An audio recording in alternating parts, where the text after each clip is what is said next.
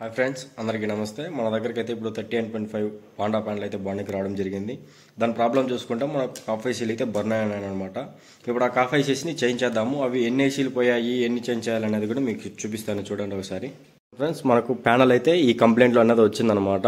మనము ఈ కంప్లైంట్ అంటే మనం ఇక్కడ కాఫ్ రిమూవ్ చేశాను, చూడొచ్చు. మనకి కాఫ్ అన్నది బర్న్ ఉందన్నమాట. టోటల్ ఇది బర్న్ ఈ కాఫ్ని రిమూవ్ చేస్తే మనకి ఈ కంప్లైంట్ అనేది వచ్చింది.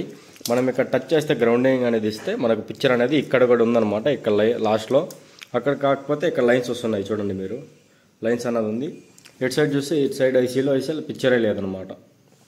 అంటే ఇప్పుడు టోటల్ ఈ 4 కాప్స్ ఉన్నాయి కదా, ఇక్కడ చూడొచ్చు మీరు. సోర్స్ కాప్స్ అనేవి ఈ 4 కాప్స్ చేంజ్ చేయాలి. నేనైతే పోయిన కాప్స్ పైన మార్క్ అనేది వేస్తున్నాను, ఇంటూ మార్క్.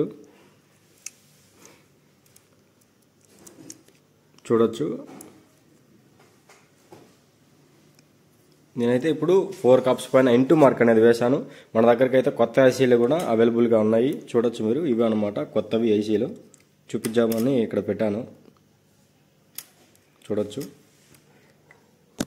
ఇప్పుడు ప్రాబ్లం ఎలా ఉంది, దాన్ని ఎలా రిజాల్వ్ చేయాలి, అది ఏం ప్రాబ్లము, ఎక్కడ ప్రాబ్లం ఉంది అనేసి మీకైతే ఒక ఐడియా వచ్చింది అనుకుంటున్నాను.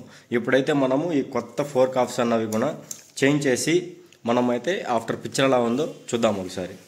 ఫ్రెండ్స్, మనమైతే ఇప్పుడు గ్లాస్ సైడ్ అన్నది కాప్స్ అనేది టోటల్ రిమూవ్ చేసాము.